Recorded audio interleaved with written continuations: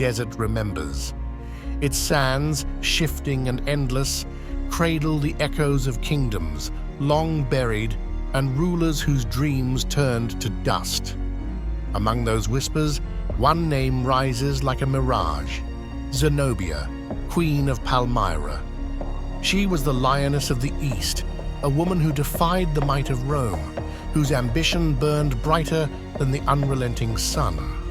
Her reign was a tempest, her legacy a shattered crown scattered across the scorched earth. But who was Zenobia? A hero or a conqueror? A visionary or a tyrant? Zenobia's story begins in the oasis city of Palmyra, a jewel of trade and culture in the heart of the Syrian desert.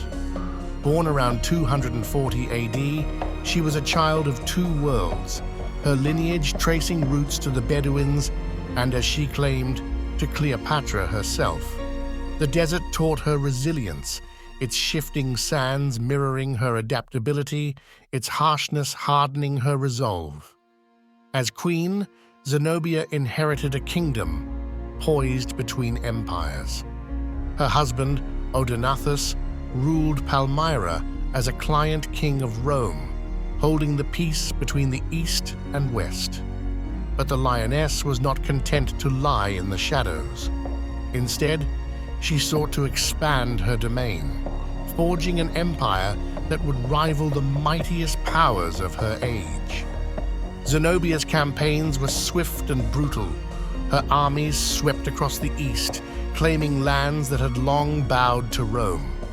Egypt fell under her banner, the grain-rich jewel of the Mediterranean, a prize that fueled her ambitions and provoked Rome's ire. But conquest is never clean. It is a blade that cuts deeply and indiscriminately. Cities burned, their streets running with blood.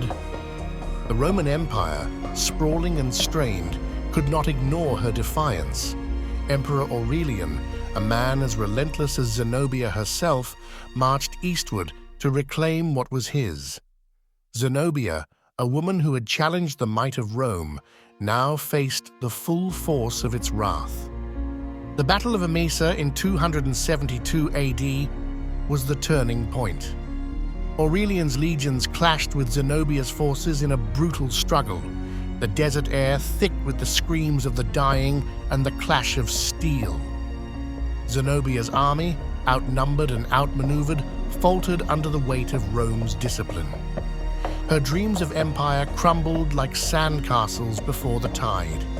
Palmyra fell, its streets littered with the bodies of its defenders, its walls scarred by the fire of vengeance.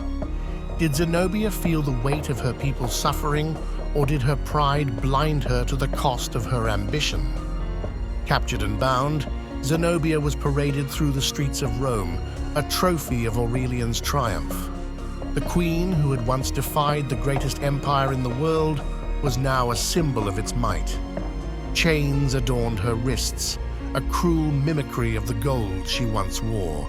Yet even in defeat, her dignity remained unbroken. Zenobia's legacy is a mosaic of contradictions. She was a queen who brought prosperity to her people, a warrior who defied the world's greatest power, and a conqueror whose ambitions left a trail of devastation.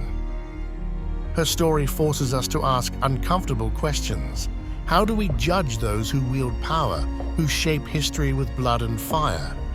Is greatness defined by victory or by the audacity to dream?